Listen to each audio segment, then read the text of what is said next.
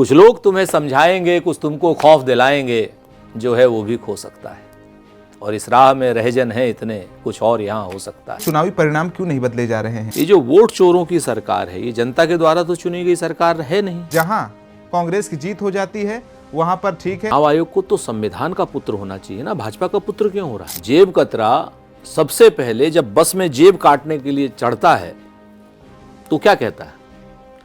अपनी अपनी पॉकेट संभाल लीजिएगा, जेब कतरों से सावधान। एसआईआर गिरिराज सिंह के मरे रिश्तेदारों को जिंदा करके वोटर लिस्ट में डालने के लिए तो हो नहीं रहा। मरे रिश्तेदार तो हट जाने चाहिए ना, घुसपैठियों को निकालने के लिए हो रहा है। महा के मक्कार हैं जो शंकराचार्य जी को नकली कह रहे हैं। हाथी के भड़कने की संभावना ज्यादा है या निर्जीव पालकी के भड़कने की? इससे स्पष्ट हो रहा है कि शंकराचार्य जी को जान से मारने की जो उन्होंने साजिश। राहुल गांधी आने वाले प्रधानमंत्री, शशि थरूर, थरूर हमारे आदरणीय पीएम मोदी, कमजोर राजनीतिक नेतृत्व, ओवैसी, इस्तेमाल करने वाले केशव मौर्य, स्टूल वाले नेता, सीएम योगी, उत्तर प्रदेश के मुख्यमंत्री। नमस्कार, आप देख रहे हैं स्टेट मिरर हिंदी में। आपके साथ हूं अवनीश शर्मा। आगामी कई राज्यों में विधानसभा के चुनाव होने हैं, जिसको लेकर बीजेपी ने कमर कस ली है। वहीं कांग्रेस भी अपना सूखा खत्म करने के लिए पूरी कोशिश में लगी है। आज तमाम सवालों के जवाब देंगे। हमारे साथ स्टूडियो में मौजूद है सुरेंद्र राजपूत जी। सर, स्वागत है। अक्सर बहुत धन्यवाद अवनीश। टीवी पर देखते होंगे, बेबाकी से जवाब देते हैं। सर, मेरा सबसे पहला आपसे यही सवाल है कि आगामी विधानसभा चुनाव को लेकर के कांग्रेस की क्या तैयारी है? विपक्ष को पस्त करने के लिए क्या प्लान सेट हो रहा है? भाई, सारे प्लान तो हम आपके चैनल पर या आपके पॉडकास्ट पर तो बताएंगे नहीं। ये जरूर है कि कहते हैं ना कि करते भी चलो, बढ़ते भी चलो, बाजू भी बहुत हैं, सर भी बहुत, और चलते ही चलो कि अब डेरे मंजिल पर ही डाले जाएंगे। ये जो वोट चोरों की सरकार है, ये जनता के द्वारा तो चुनी गई सरकार है नहीं। ये एक सिस्टम के द्वारा चुनी गई सरकार है, और वो सिस्टम जो वोट चोरी करता है, जो सिस्टम जो ईवीएम के ऊपर प्रश्न उठवाता है, वो सिस्टम जो मरे हुए भारतीय जनता पार्टी के रिश्तेदारों को जिंदा घोषित करता है, और नल, नील, कोल, भील, पिछड़े, दलित, आदिवासी, महिला, नौजवान, किसान, अल्पसंख्यकों के जिंदा वोटों को मरा घोषित करता है। वो सिस्टम जो है उसके खिलाफ हमारा यंत्र मंत्र तंत्र और मायावी ताकतों के खिलाफ, धन बल के खिलाफ हमारा चुनाव है। जनता में तो हम चुनाव जीते हुए हैं। तो हमारी तैयारी इस वक्त जनता के मुद्दों में तो राहुल गांधी जी के साथ में पूरा इंडिया गठबंधन कश्मीर से लेकर कन्याकुमारी तक और अरुणाचल से लेकर के राजकोट तक पैदल चला है।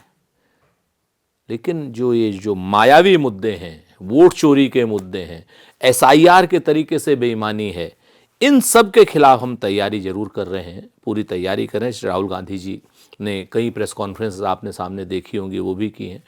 तो अब उनको हराने के लिए, उनके मायावी तंत्र को हराने के लिए हम काम कर रहे हैं।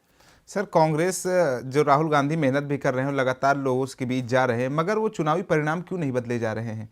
साथ चल रहे हैं, लेकिन वोट की जब बात आती है तो बीजेपी की सरकार बन जाती है। अगर वोट चोरी का मुद्दा लगा रहे हैं तो जो हिमाचल प्रदेश में सरकार बनी है, फिर वहाँ का क्या खेल है? अगर वहाँ पर भी वोट चोरी न हुई होती तो हमारी सीट एक तरफा थी। हम सारी की सारी सीटें जीतते, 40 ही सीटें नहीं जीतते, हम सीटें जीतते 60। ये बात आप समझ लीजिए। सर, बीजेपी आरोप लगा रही है कि जहां कांग्रेस की जीत हो जाती है वहां पर ठीक है, अगर जहां हार जाती है वहां पर कहते हैं ईवीएम और वोट चोरी का मुद्दा उठा देते हैं। ये तो जेब कतरों की पुरानी नीति होती है ना। जेब कतरा सबसे पहले जब बस में जेब काटने के लिए चढ़ता है तो क्या कहता है? अपनी अपनी पॉकेट संभाल लीजिएगा, जेब कतरों से सावधान। ये काम करता है ना, ताकि सब लोगों का जिसके जेब में ज़्यादा माल होता है वो तुरंत अपनी जेब पे हाथ डालता है। जेब कतरा उसी को टारगेट करता है। तो जेब कतरे हैं, ये इसी तरीके की भाषा का इस्तेमाल करते हैं। तो ये जेब कतरों की जो फौज है, इनसे अब हमको सावधान होना है। सावधान हो गए हैं। आप बताओ, आप कहते हैं कि जहां पर जीत जाते हैं, जहां पर हार जाते हैं। अरे भाई, महाराष्ट्र में शाम को 5 बजे से और 6, साढ़े 6 बजे तक ऐसा क्या कमाल हो गया कि 70 लाख से ज़्यादा वोट 1 घंटे में पड़ गए? चोरी है, जेब कतरापन है या नहीं है, ये बताइए आप हमें। आपको ये महादेवपुरा कंस्टिट्यूंसी में श्री राहुल गांधी जी ने 1,02,50 वोट दिखाए कि जो डुप्लीकेट हैं, एक नंबर पर 250, 500 वोट हैं। एक आदमी के वोट एक ही कंस्टिट्यूंसी में 4 उस पर हैं। लखनऊ का एक मतदाता जब चुनाव मुंबई में होता है मुंबई में होता है, कर्नाटक में होता है कर्नाटक में होता है। बाकायदा हमने प्रमाण के साथ दिखाया। उसके बाद फिर हमने महाराष्ट्र का दिखाया, उसके बाद हमने हरियाणा का दिखाया कि ब्राजील की मॉडल 22 जगह पे फिगर करती है। 22 जगह पे 22 वोट किसके हैं? ब्राजीलियन मॉडल की फोटो के हैं। 200 वोट किसके? एक महिला के हैं। एक मकान नंबर पर 10 बाई 10 के कमरे में 80 वोट हैं। तो ये सारी की सारी चीजें, जब वोट चोरी वो खुलेआम कर रहे हैं, खुलेआम। हरियाणा, उत्तर प्रदेश का सरपंच, पश्चिमी उत्तर प्रदेश का, हरियाणा में वोट डाल रहा है, वोटर है हरियाणा का। दिल्ली से राकेश सिन्हा बिहार में वोट डाल रहे हैं। दिल्ली से भारतीय जनता पार्टी की, उत्तराखंड से भारतीय जनता पार्टी की फंक्शनरी बिहार में वोट डाल रही है। उससे पहले कई लोग कर्नाटक में वोट डाल चुके हैं, महाराष्ट्र में वोट डाल चुके हैं, और कहते साहब हमारी नौकरी लग गई। तो ये सारी चीजें अगर खुले आम ये चोरी हम दिखा रहे हैं जनता के सामने, तो जनता से कहां जीत रही है भारतीय जनता पार्टी? चोरी से जीत रही है, डकैती से जीत रही है। चुनाव आयोग चुप है, मौन है। चुनाव आयोग प्रत्यक्ष या परोक्ष सहयोग कर रहा है, हमारी बातें नहीं सुनता। आप देखो, राजस्थान में गहलोत सरकार ने मोबाइल महिलाओं को देने की बात की थी, चुनाव आयोग ने मना कर दिया कि अब नहीं साहब, अब चुनाव आचार संहिता, आदर्श आचार संहिता लग गई है। लेकिन 10-10 हजार रुपए जीविका दीदी को चुनाव, जिस दिन चुनाव था, जिस डेट में चुनाव था, उस डेट से एक दिन पहले तक वहां पे 10-10 हजार, चुनाव आयोग रोक नहीं लगाता। चुनाव आयोग को तो संविधान का पुत्र होना चाहिए ना, भाजपा का पुत्र क्यों हो रहा है? तो ये सारी चीजें सब जनता के सामने हैं। हम चुनाव जनता से नहीं हारे, जनता तो हमें चुनाव जिता रही है। हम तो चुनाव इनकी मायावती जी के लिए क्षमा चाहता हूं, मायावी ताकतों से हार रहे हैं। तो एसआईआर आपके हिसाब से होना चाहिए था या नहीं, या एसआईआर होना चाहिए था कि सही तरीके से हो नहीं रहा? एसआईआर से हमारा कोई विरोध नहीं है, करिए। लेकिन एसआईआर में आप किस लिए कर रहे हैं ये तो बताएंगे ना जनता को। पहले, सबसे पहले आपने क्या कहा? एसआईआर हम घुसपैठियों को निकालने के लिए कर रहे हैं। चलिए, हम मान गए। तो हमने जब पूछा कि भाई बिहार में कितने घुसपैठिए निकाले, तो कोई जवाब नहीं। एसआईआर गिरिराज सिंह के मरे रिश्तेदारों को जिंदा करके वोटर लिस्ट में डालने के लिए तो हो नहीं रहा। मरे रिश्तेदार तो हट जाने चाहिए ना, और जो जिंदा वोट हैं उनको मारने के लिए तो हो नहीं रहा। जो असलियत के वोट हैं वो वहां पर हो। एसआईआर में कर क्या रहे हैं? कोई घुसपैठिया अगर वो हुआ हो तो बताइए। सुप्रीम कोर्ट तक हमको लड़ना पड़ा कि भाई आप आधार कार्ड को शामिल कीजिए, और अब के एसआईआर में अभी आधार कार्ड शामिल नहीं कर रहे। आपके सामने आधार कार्ड में शामिल नहीं कर रहे हैं। 2003 की मतदाता सूची को वो करके तमाम तरीके की डिस्क्रिपेंसीज कर रहे हैं। बाद में कहते हैं साहब 95 साल के वोटर को, 100 साल के वोटर को कह रहे हैं कि फार्म 6 में, यानी पहली बार का वोटर हो गया है वो। भाई 18 साल का वोटर पहली बार का होगा, 22 साल का, 21 साल का, ये तो समझ आता है। लेकिन आप कहिए कि अगर 18 साल का वोटर, क्या नाम, 108 साल का वोटर और 100 साल का वोटर पहली बार का होगा, तो समझ नहीं आता ना। तो ये जो एसआईआर की प्रक्रिया है, भारतीय जनता पार्टी और चुनाव आयोग और कुछ नहीं है, सिर्फ और सिर्फ वोटों की चोरी के लिए इस्तेमाल कर रहा है। वरना आईआर हर साल 3 महीने होता है। हर साल जो रिवीजन है वो 3 महीने, जिसमें मरे लोग कट जाते हैं, जिंदा लोग आ जाते हैं, 18 साल से ऊपर के लोग आ जाते हैं, फार्म 6 भरे जाते हैं, फार्म 7 भरे जाते हैं। हर साल 3 महीने होता है। तो ये एसआईआर में ऐसा क्या हो रहा है कि उत्तर प्रदेश में, आपको मैं बड़ा दिलचस्प आंकड़ा बताऊं, उत्तर प्रदेश का राज्य का चुनाव आयोग जो पंचायतों के चुनाव करा रहा है, वो कह रहा है 17 करोड़ वोट है उत्तर प्रदेश में, और केंद्र का चुनाव आयोग कह रहा है 12 करोड़ 55 लाख वोट है। आप बताओ, या तो राज्य का चुनाव आयोग फ्रॉडुलेंट काम कर रहा है, या फिर केंद्र का ज्ञानेश कुमार का चुनाव फ्रॉडुलेंट काम कर रहा है। कौन कर रहा है? अच्छा, दूसरी आपको मजे का आंकड़ा बताऊं, 2012 में या 2014 में 12 करोड़ 70 लाख के आसपास उत्तर प्रदेश में वोट थे। देश की आबादी बढ़ रही है, घट तो रही नहीं, बढ़ रही है ना देश की आबादी। तो 12 करोड़ 70 लाख 2012 या 14 में थे, और 2025 में 12,55,00,000 वोट। कोई समझ में आने वाली बात है? देश की आबादी बढ़ रही है, 18 साल के ज्यादा की उम्र के बच्चों की आबादी बढ़ रही है, वोटर्स की आबादी बढ़ रही है कि घट रही है? बिल्कुल बढ़ेगी। 12 साल पहले ज्यादा वोटर थे, आज वोटर कम है। तो SIR से आप बताइए क्या उम्मीद करेंगे? चोरी नहीं है, डकैती नहीं है, फ्रॉड नहीं है, तो क्या है? मोटी सी बात बताइए ना आप हमको। भाई देश की आबादी बढ़ रही है तो वोटर की आबादी बढ़ेगी। तो ये SIR में से जब आपको आकर के निकलेगा तो आम आदमी का विश्वास खत्म होता है, संवैधानिक संस्थाओं पर विश्वास खत्म होता है। 144 करोड़ का देश है, अगर आप संवैधानिक संस्थाओं पर विश्वास खत्म करा देंगे भाजपा वालों तो देश में अराजकता फैल जाएगी। बचिए इस बात से। कहते हैं, अटल जी ही कहते थे, चिंगारी का खेल बुरा होता है। सर, एक खबर बीच में आई थी कि योगी आदित्यनाथ SIR को लेकर अपने कार्यकर्ताओं को भी मैसेज दिए थे कि आप लोग हर बूथ में जाइए और वोट जोड़वाने का काम करिए। अब ये फिर से दूसरा इन्होंने गैर संवैधानिक काम। 1,77,00,000 के आसपास हमारे सारे बूथ हैं। अब ये कह रहे हैं कि 200 वोट हर बूथ पर जुड़वाइए। वोट होगा तब तो जुड़वाएंगे। भाई एक तरफ तो आप कह रहे हो कि SIR सही हो रहा है, भाई हम आरोप लगा रहे हैं, वो थोड़ी आरोप लगा रहे हैं कि SIR सही नहीं हो रहा है, वो तो कह रहे हैं SIR सही है। 200 वोट हर बूथ का मतलब है 4 करोड़ वोट जुड़वाइए आप, मोटे मोटे 3,76,00,000 के आसपास। उनको कैसे पता 3,76,00,000 वोट नहीं? हर बूथ पे आप 200 वोट जुड़वाएंगे, कैसे जुड़वाएंगे? यानी अपने वोट, यानी फर्जी वोट, ब्राजीलियन मॉडल के वोट। अब की बार रोनाल्डो को भी जुड़वा दीजिएगा, मेसी को भी जुड़वा दीजिएगा, समंथा फॉक्स के भी जुड़वा दीजिएगा। ये कौन सा तरीका है कि 200 वोट हर वोट पर जुड़वाइए? भाई जो कटा होगा वोट वही तो जुड़ेगा। तो ये जो भारतीय जनता पार्टी वाले गलती पे गलती कर रहे हैं, अपनी चोरी अपनी डकैती खुद ही पकड़वा रहे हैं। भाई योगी जी को कैसे पता चुनाव से, मतलब उससे पहले ही प्रक्रिया खत्म होने से पहले कि 4 करोड़ वोट कट गए? इसकी जानकारी तो गोपनीय होती है ना। योगी जी को कैसे पता 4 करोड़ वोट कट गए? इसका मतलब चुनाव आयोग ने बताया, और चुनाव आयोग ने बताया तो गलत किया।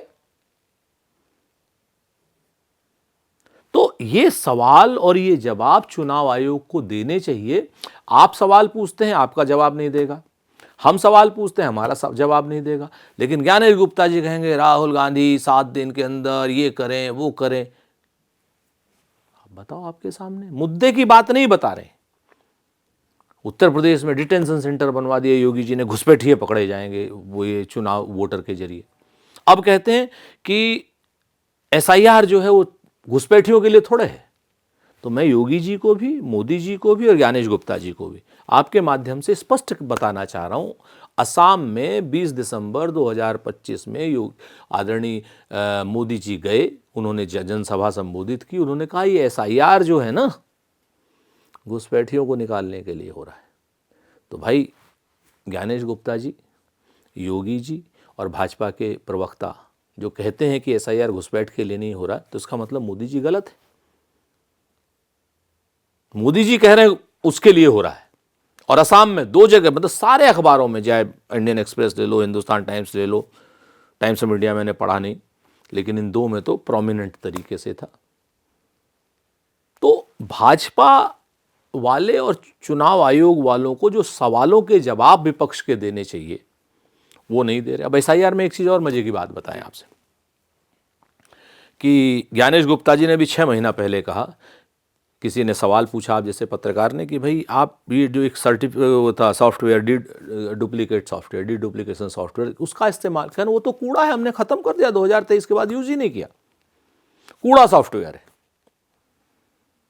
अब की जो SIR हो रही है, बगैर राजनीतिक दलों को विश्वास में लिए उस सॉफ्टवेयर का दोबारा से इस्तेमाल शुरू कर दिया। और ये मैं नहीं कह रहा, चुनाव आयोग कह रहा है। तो भाई अगर वो कूड़ा था तो आपने इस्तेमाल क्यों किया? और वो अगर कूड़ा नहीं था तो आपने उसको 2023 में बंद क्यों किया? और बंद करने से पहले ना चुनावी जो जितने दल हैं, राजनीतिक दल हैं, ना उनसे परमिशन ली, ना उनको बताया, और ना दोबारा शुरू करने से पहले। चुनाव आयोग ऐसा कोई काम नहीं कर सकता बगैर राजनीतिक दलों को विश्वास में लिए हुए। ना कोई नया सॉफ्टवेयर लागू कर सकता, ना कोई पुराना सॉफ्टवेयर खत्म कर सकता। लेकिन दोनों चीजों में चुनाव आयोग ने अपनी मनमानी की और ज्ञानेश गुप्ता जी इस पर जवाब नहीं देते। ये चोरी नहीं तो क्या है? सर, असम को लेकर चलते हैं, विधानसभा को, वहाँ भी चुनाव होने हैं, और जिस हिसाब से कांग्रेस ने वहाँ कमेटी बनाई है, बहुत ही कह सकते हैं कि चर्चा एक बहुत पावरफुल कमेटी इस बार भी है। पिछले जो चुनाव हुए थे वहाँ विधानसभा के, भले कांग्रेस सत्ता में नहीं आई थी, लेकिन वोट शेयरिंग बहुत कम मार्जिन था बीजेपी और कांग्रेस के बीच। इस बार प्रियंका गांधी कितना टक्कर दे पाएंगे हेमंत बिस्व शर्मा, जो फायर ब्रांड नेता हिंदुत्व के माने जाते हैं, और किस किस मुद्दों पर कांग्रेस वहाँ पर उठाएगी और बीजेपी को परास्त करने के लिए? पहले तो बात तो ये है कि हेमंता बिस्व शर्मा न हिंदुओं का नेता है, न मुसलमानों का नेता है, न असम का नेता है। वो शुद्ध रूप से लैंड ग्रैबर है, सबसे बड़ा भ्रष्टाचारी मुख्यमंत्री है, और ऐसा मैं नहीं तमाम अखबार कहते हैं और राहुल जी ने भी कहा था। मानसिक रूप से बीमार हो गए हैं। ये वही हेमंत बिस्व शर्मा है जो 2014 से पहले हमारे यहाँ थे, और मुस्लिम्स के लिए, इस देश के कानून के लिए क्या उनके विचार थे उस वक्त, वो सबने देखा होगा। तो आज की डेट में वो हिंदुत्व का फायर ब्रांड, योगी जी को आप कह सकते हो, मोदी जी को आप कह सकते हो, लेकिन हेमंता बिस्व शर्मा को, ज्योतिरादित्य सिंधिया को, जो दल बदलू हैं, जो अपॉर्चुनिस्टिक, आप ये जरूर कह सकते हो कि स्वार्थी नेता है, सत्ता परक नेता है, सत्ता के लोलुप सबसे बड़े नेता हैं, हिंदुत्व के नहीं, वो सत्ता लोलुप सबसे बड़े नेता। तो जो सत्ता लोलुप नेता है उनके पास ना नियम है, ना नैतिकता है। पिछली बार में आप जैसे बता रहे हैं, इस बार तो उनकी जो समाज में स्वीकार्यता है और भी कम हुई है, क्यों लगातार उसने कोई काम ही नहीं किया सिवाय जो है लैंड ग्रैबिंग के। जुबिन गर्ग की अभी हत्या हुई, क्या भारतीय जनता पार्टी का उस पर टेक है, कोई बताए? श्रीमती प्रियंका गांधी जी वहाँ स्क्रीनिंग कमेटी की हमारी हेड बनी है, वहाँ पर हमारी जो लोकल लीडरशिप है गौरव गोगोई जी के नेतृत्व में, उनके पिताजी चीफ मिनिस्टर रहे, और हेमंता ने उन्हें चैलेंज किया था 2024 में, जो राड सीट से जहाँ से वो जीते हैं वहाँ से लड़के दिखाओ। शेर के बच्चे की तरीके से वो गए और वहाँ चुनाव जीत के आए। हेमंता बिस्व शर्मा को तो उसी समय इस्तीफा दे देना चाहिए था। आज की डेट में भारतीय जनता पार्टी में जो वहाँ पर चाहे सर्बानंद सोनोवाल हो, चाहे अन्य लोग हों, वो बिल्कुल अपने आप को सफोकेटेड पा रहे हैं। तो ये सारी चीज़ें हैं। असम का चुनाव हमें तो लगता है कि हम एक होकर के लड़ रहे हैं, और हमारी अकेली ऐसी पार्टी है असम में जो हिंदू, मुस्लिम, सिख, ईसाई, लोअर असम, सब जगह पर बराबर रूप से पाई जाती है। हमने पूरे असम का सर्वांगीण विकास किया है, चाहे तरुण गोगोई जी के नेतृत्व में, चाहे उससे पहले हो। तो अब जनता की आंखें खुल गई हैं, धर्म का चश्मा भी हट गया है, जनता अपने रोजगार के लिए बात कर रही है। जिस तरीके से वहाँ के एक पूरा जिले को लोग बताते हैं कि किसी बड़े उद्योगपति को देने की बात कर दी थी इन्होंने, बहुत बड़े उद्योगपति को दे दिया था, ऐसा लोग बताते हैं, तमाम अखबारों में रिपोर्ट्स आई। तो ये सारी की सारी चीज़ें दिख रही हैं कि इस बार जनता जो है असम में उन लोगों को चुनेगी जो असम का विकास करे, उन लोगों को कतई नहीं चुनेगी जो असम को बेचे। सर, कांग्रेस कई राज्यों में हार चुकी है, तो उसका ठीकरा विपक्ष पर ना फोड़ करके क्या सीखने की जरूरत है अभी कांग्रेस को? देखिए, हम ठीकरा नहीं फोड़ते हैं, हारना जीतना हम पहले भी हारे। आप हमें बताइए, हम 77 में हारे, क्या हमने किसी के ऊपर ठीकरा फोड़ा? नहीं फोड़ा ना। हम 89 में हारे, हमने किसी के ऊपर ठीकरा फोड़ा? आप बताइए, अगर ठीकरा फोड़ा हो तो। उसके बाद हम 91 हमने अल्पमत की सरकार बनाई, इसके बाद फिर हम हारे चुनाव, देवेगौड़ा जी प्राइम मिनिस्टर बने, हमने किसी के ऊपर ठीकरा फोड़ा हो? बताइए। आगे गुजराल प्राइम मिनिस्टर बने, हमने ठीकरा फोड़ा? अटल बिहारी वाजपेयी जी चुनाव हमको हरा करके बने, हमने किसी के ऊपर ठीकरा, अटल जी के ऊपर ठीकरा फोड़ा हो तो बताओ? मसला हमने कभी किसी के ऊपर ठीकरा, हम तो जनता के आदेश को सर झुका के मानते हैं। लेकिन 2014 में हमने किसी के ऊपर ठीकरा फोड़ा हो तो बताइए? नरेंद्र मोदी जी प्रचंड बहुमत से जीते। लेकिन 2019 में जब आप कहेंगे कि पहला वोट सैनिकों के नाम, जो शहीद हुए थे पुलवामा में, तो हम अपनी बात नहीं करेंगे? भाई सैनिक भाजपा के लिए लड़ने गए थे या देश के लिए लड़ने गए थे?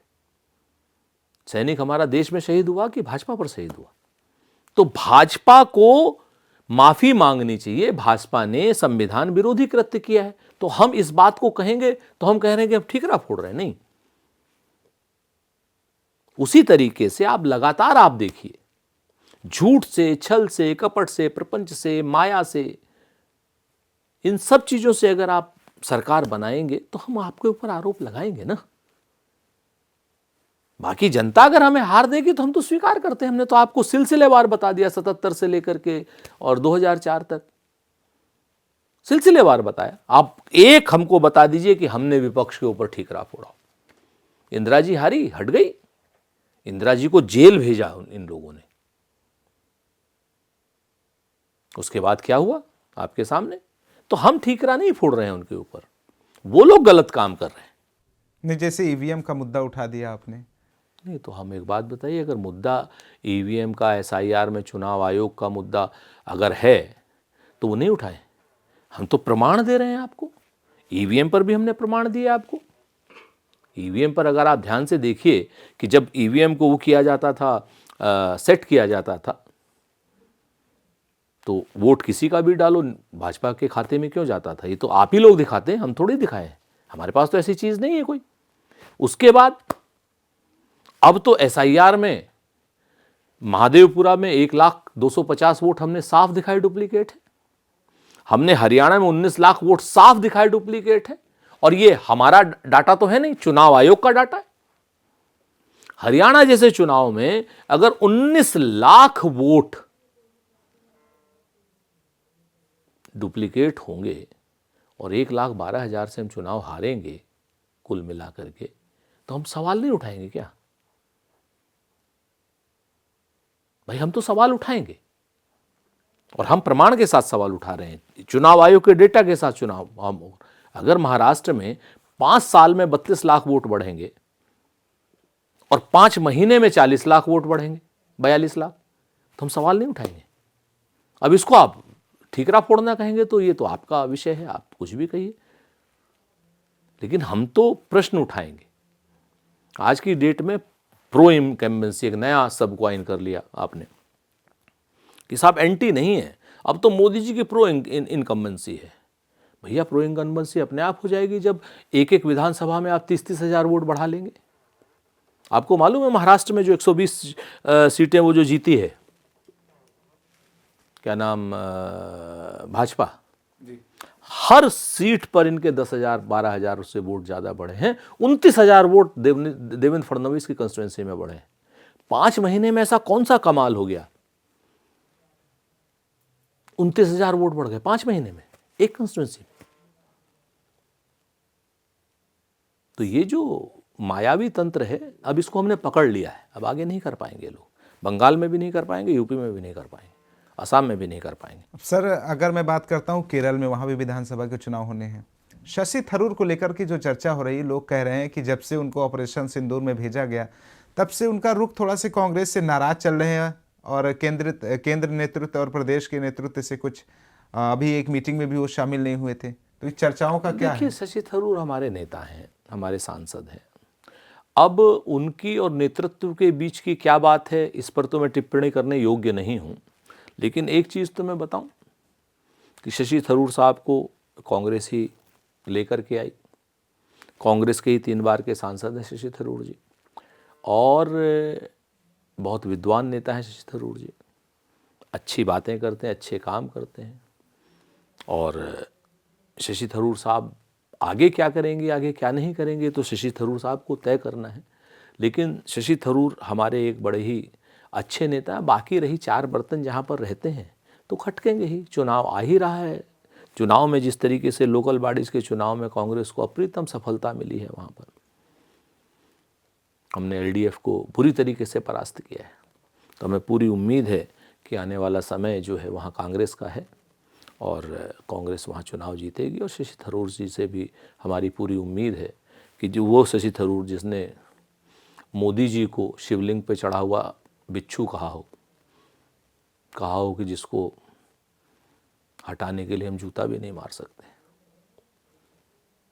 तो शशि थरूर तो कमिटमेंट के तो सेकुलर हैं, और बाकी उनको डिसाइड करना है, या हमारी जो लीडरशिप है इन दोनों की आपस में क्या बात है। हमारे लिए वो सम्मानित नेता है। इस समय खूब चर्चा हो रही है, कह रहे हैं कि मोदी केरल जा रहे हैं तो वहाँ पर रैली थी, इसी वजह से कांग्रेस के जो शशि थरूर हैं वो यहाँ पर मीटिंग में शामिल नहीं हुए, लेकिन उन्होंने बयान साफ किया है कि मैं किसी अपने काम की वजह से नहीं शामिल हो पाया। तो वही बात है, ऐसा है ना कि हमारे यहाँ की बातों को तो मीडिया तिल का ताड़ बनाता है। अब मीडिया तय करता है, कोई जोशी जी लोग बताते हैं, पीएमओ में बैठे हैं, वो तय करते हैं कि मीडिया में क्या खबर प्लांट होगी, कौन सी डिबेट होगी, कौन सी बहस होगी। जब उन्हें कुछ नहीं मिलता होगा तो शशि थरूर का कर देते होंगे। तो ये कोई बहुत बड़ी बात है। शशि थरूर साहब हमारे सांसद हैं। अच्छा, मैं सर एक सवाल रखने वाला हूँ और एक नाम चूज करवाऊंगा कि बीजेपी को टक्कर देने में आप किसको सबसे बेहतर मानते हैं, प्रियंका गांधी या राहुल गांधी? और 5 खूबियां फिर बताइएगा, केवल एक नाम लेकिन लेना है। नहीं, देखिए एक बात बताइए, ये तो इस तरीके के सवालों का कोई मकसद नहीं होता। हर शख्स अपनी फील्ड का, प्रियंका गांधी जी की अलग खूबियां हैं, राहुल गांधी जी की जो खूबियां हैं, राहुल गांधी जी हमारे नेता हैं, प्रियंका गांधी जी तो पहली बार की सांसद हैं, लेकिन क्राउड पुलर नेता हैं। मल्लिकार्जुन खड़गे साहब हमारे अध्यक्ष हैं। कोई एक आदमी एक मायावी सिस्टम को नहीं हरा सकता। आपको सब लोगों को साथ में लेना पड़ेगा। हम तो, बल्कि आप इतनी बात कह रहे हैं, हम तो और इसके आगे बढ़ करके बात कह रहे हैं। खाली कांग्रेस ही नहीं, पूरे इंडिया गठबंधन में तमाम ऐसे नेता हैं जिनको मैं, जो सब मिलकर के, श्री राहुल गांधी जी हैं, श्रीमती प्रियंका गांधी जी, श्री मल्लिकार्जुन खड़गे साहब हैं, अखिलेश यादव जी हैं, तेजस्वी यादव जी हैं, एम के स्टालिन साहब हैं, हेमंत सोरेन साहब हैं, उद्धव ठाकरे साहब हैं, हमारी सुप्रिया ताई हैं, शरद पवार साहब हैं। तो ये सारे जितने भी हमारे इंडिया गठबंधन के नेता हैं, सबको मिलकर के हराना है, कोई एक नहीं हरा सकता। क्योंकि वहाँ पर इन लोगों ने, ये लोग मायावी प्रवृत्ति के हैं, इनकी दशानन है, इनके 10 सर हैं, 10 सर हैं। कोई सर कुछ बोलेगा, कोई कुछ बोलेगा, कोई कुछ बोलेगा। तो भैया दशानन को मारने के लिए इस समय पूरा इंडिया गठबंधन एक है। सर, अगर आने वाले समय में केंद्र में कांग्रेस की सरकार बनती है, आगामी विधानसभा चुनाव जहां होने वहां कांग्रेस की सरकार बनती, 100 दिन की प्राथमिकता क्या होगी? कौन कौन से सुधार करना चाहेगी कांग्रेस सबसे पहले? देखिए, ये राहुल गांधी जी ने बड़ी स्पष्ट प्राथमिकताएं बताई हैं। रोजगार के ऊपर हम काम करेंगे। सबसे पहली प्राथमिकता हमारी ये होगी कि लोगों को रोजगार दें। अब रोजगार कैसे देंगे? लगभग पूरे देश में 29 लाख पद खाली। हम 29 लाख पदों को भरने की प्रक्रिया अपनाएंगे। सबसे पहला काम जो हमें लगता है वो ये होगा कि हम 29 लाख पदों को भरने की प्रक्रिया अपनाएंगे। देश में एक अडानी नहीं होगा, देश में कई अडानी पैदा करेंगे। इस तरीके के स्टार्टअप करेंगे, इस तरीके का बिजनेस लाएंगे, इस तरीके की बात करेंगे ताकि देश में ये चीज़ें हों। फिर उसके बाद देश में जो सांप्रदायिक सौहार्द है, इस पर काफ़ी तेज़ी से काम किए जाने की आवश्यकता है। तो ये 3-4 चीज़ें तो शुरुआत में ही करेंगे। बाकी तो हमारा पूरा रोड मैप है, ब्लूप्रिंट है, आपके सामने है। छत्तीसगढ़ में भी हमने रखा था, पिछली बार हमने 2019 में रखा था कि क्या नाम, किसानों को उनकी एमएसपी पूरी मिलनी चाहिए, मंडियाँ दोबारा से खुलनी चाहिए, किसान आत्महत्या न करे, इस तरीके की योजनाएं आनी चाहिए, किसानों की कर्ज माफ़ी होनी चाहिए, किसानों का कर्ज दुगना नहीं होना चाहिए, उनका खर्च 3 गुना नहीं होना चाहिए, उनकी आमदनी 2 गुनी और 3 गुनी होनी चाहिए। मनरेगा जैसी योजना जिसकी हत्या कर रही है भारतीय जनता पार्टी, इसको और प्रभावी तरीके से जो भारतीय जनता पार्टी नया कानून लेकर के इसको ख़त्म करेंगे। जो अग्निवीर ने समस्याएं दी हैं सेना में, उसको हम ठीक करेंगे। जो मोदी जी के राज में सेना में जो कमियां हैं, जैसे उनकी 42 स्क्वाड्रन हमारी होनी चाहिए, एयर स्क्वाड्रन, आज 29 स्क्वाड्रन है। हम वो जितनी कमियां हैं वो उनको पूरी करेंगे, जहाज अच्छे लेकर के आएंगे आपके सामने। तो ये सारी चीज़ें हैं, सारी प्राथमिकताएं हैं। देश कैसे उन्नत होगा, देश का मस्तक कैसे ऊंचा होगा, इस तरीके के स्टार्टअप, जैसे आप लोगों का स्टार्टअप है, आज की डेट में आप लोगों के चेहरे पे मुस्कान नहीं है। आप लोगों के चेहरे पे मुस्कान होनी चाहिए। आप में से भी कोई अडानी बनना चाहिए। यही नहीं हो कि खाली आपका चैनल चल जाए तो अडानी उस पर कब्जा कर ले। तो इस तरीके की सारी चीज़ें हैं। सर, शंकराचार्य के विवाद को ले लेते हैं अभी मुक्तेश्वरानंद को लेकर के, कि योगी का बयान आता है, उसके बाद केशव मौर्य उनसे क्षमा याचना मांगते हैं। तो कुछ लोग, तो ऐसी चर्चा है कि योगी और केशव मौर्य के बीच बनती नहीं, लेकिन मैं सवाल ये है कि शंकराचार्य के विवाद को लेकर के कि कोई नकली कह रहा है, कोई असली कह रहा है। धूर्त हैं जो शंकराचार्य जी को नकली कह रहे हैं, महापापी जो शंकराचार्य जी को नकली कह रहे हैं, महा के मक्कार हैं जो शंकराचार्य जी को नकली कह रहे हैं, जो शंकराचार्य जी को कालने में कहने की बात करने की कोशिश भी कर रहे हैं। क्या राजनीतिक दल या 2-2 रुपए के ट्रॉल या भारतीय जनता पार्टी तय करेगी कि धर्म का शंकराचार्य कौन होगा? धर्म तय करेगा शंकराचार्य कौन होगा, और धर्म ने तय कर दिया है शंकराचार्य कौन है। चारों शंकराचार्यों को तय कर रखा है। तो अब जो लोग भी शंकराचार्य जी को गलत नामों से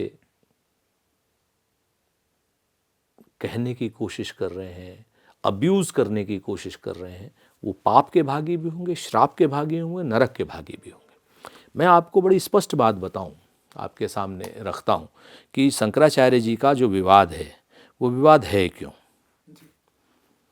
वो विवाद शुरू तो इस बात से हुआ ना कि पालकी से वो नहाने जा रहे थे, ठीक, और प्रशासन ने कहा साहब पालकी से हम, वहां भीड़ है, भगदड़ मच जाएगी। आपको जानकारी दूं, किसी ने नहीं इस बात को उठाया। शंकराचार्य जी की पालकी जिसको आदमी चला रहे हैं, आदमियों के उस पे है, और शंकराचार्य जी ने स्वयं कहा कि लोग उनसे आशीर्वाद लेते हैं और पैदल चलते हैं तो भगदड़ की स्थिति, इसलिए ऊपर से ही आशीर्वाद, इसलिए वो पालकी से गए। कोई वीआईपी थोड़ी था पालकी का। प्रशासन उनकी पालकी को भीड़ मैनेजमेंट के नाम पर भगदड़ ना हो जाए उसके लिए तो उनको बदतमीजी कर रहा है, रोक रहा है, उनसे कागज मांग रहा है।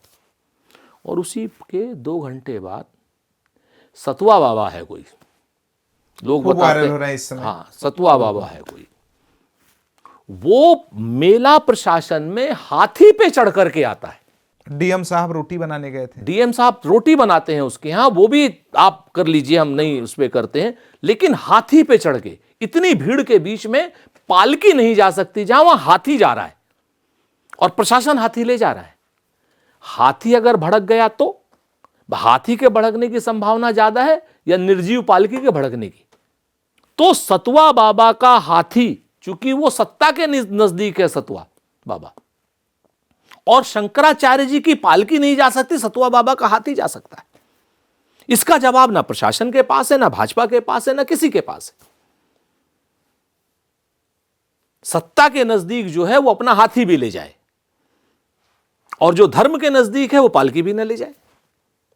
ये जो भाजपा की सरकार की जो डुप्लीकेसी है ना, दोहरापन है, इसको आप क्या कहिएगा? इससे स्पष्ट होता है कि शंकराचार्य जी को अपमानित करने का काम भाजपा की सरकार कर रही। इससे स्पष्ट हो रहा है कि शंकराचार्य जी को जान से मारने की जो उन्होंने साजिश शंकराचार्य जी ने आरोप लगाया, वो भी कहीं ना कहीं, क्यों? क्योंकि शंकराचार्य जी ने अप्रिय प्रश्न पूछ दिए कुंभ मेले पर। शंकराचार्य जी से, सारे शंकराचार्य से झूठ बोला गया कि कुंभ में कोई भगदड़ नहीं हुई, आप शाही स्नान कर लीजिए। शंकराचार्य जी ने जो अप्रिय प्रश्न पूछे उससे चिढ़ी है सरकार। अरे भाई, धर्म का आदमी तो साफ सबसे पूछेगा, वो हमको भी क्या नाम कहता है जो हमें सही नहीं लगता, वो आपको भी कहेगा। लेकिन हमने तो कभी ये नहीं कहा कि हमको नकली शंकराचार्य जी ने क्या नाम आरोपित किया, हम तो हमेशा उनके नतमस्तक रहे। तो भाजपा, मैं आपके चैनल के माध्यम से कहता हूं कि अगर पालकी से भगदड़ मचती है भाजपा वालों, तो हाथी से भगदड़ नहीं मचेगी। इससे स्पष्ट होता है कि आप लोगों के मन में शंकराचार्य जी के प्रति पाप है, श्राप लगेगा, नरक जाओगे, माफी मांग लो। सर, लास्ट में रैपिड फायर खेल लेते हैं, एक शब्दों में जवाब देना है। राहुल गांधी, आने वाले प्रधानमंत्री। प्रियंका गांधी, हमारी नेता। मल्लिकार्जुन खड़गे, अनुभवी अध्यक्ष, हमारे नेता। सचिन पायलट, भविष्य के नेता, बहुत बड़े नेता। शशि थरूर, शशि थरूर, हमारे आदरणीय परमादरणीय सांसद। पीएम मोदी। कमजोर राजनीतिक नेतृत्व। ओवैसी। धर्म का इस्तेमाल करने वाले भारतीय जनता पार्टी की बी टीम के नेता। इमरान प्रतापगढ़ी। नेता, कवि और शायर जिसको हिंदुस्तान सुनता है। हेमंत शर्मा। घृणा पैदा करने वाला नेता। केशव मौर्य। स्टूल वाले नेता। सीएम योगी। सीएम योगी उत्तर प्रदेश के मुख्यमंत्री। अब मैं चाह रहा हूं कि आप एक शेर और शायरी के साथ बीजेपी को कुछ मैसेज दें और आने वाले अपने विधानसभा चुनाव को लेकर कुछ बोले, क्योंकि आप शेर और शायरी भी खूब करते हैं। कुछ लोग तुम्हें समझाएंगे, कुछ तुमको खौफ दिलाएंगे, जो है वो भी खो सकता है। और इस राह में रहजन है इतने, कुछ और यहाँ हो सकता है। कुछ और तो अक्सर होता है, पर तुम इस पल में जिंदा हो, ये पल तुम में जिंदा है, ये वक्त नहीं फिर आएगा, तुम अपनी करनी कर गुजरो, जो होगा देखा जाएगा। आइए राहुल जी के नेतृत्व में, इंडिया गठबंधन के नेतृत्व में देश की सरकार को बदलें, सत्ता भी बदलें, व्यवस्था भी बदलें और देश को दोबारा से उन्नति के पथ पर ले चलें। तो ये थे हमारे साथ सुरेंद्र राजपूत, कांग्रेस के प्रवक्ता, जो बेबाकी से अपने सभी सवालों के जवाब दिए। शुक्रिया सर स्टेट मिरर के साथ बहुत बातचीत करने के धन्यवाद। स्टेट मिरर को बहुत शुभकामनाएं। सत्य को कथ्य और तथ्य के साथ रखते रहिए।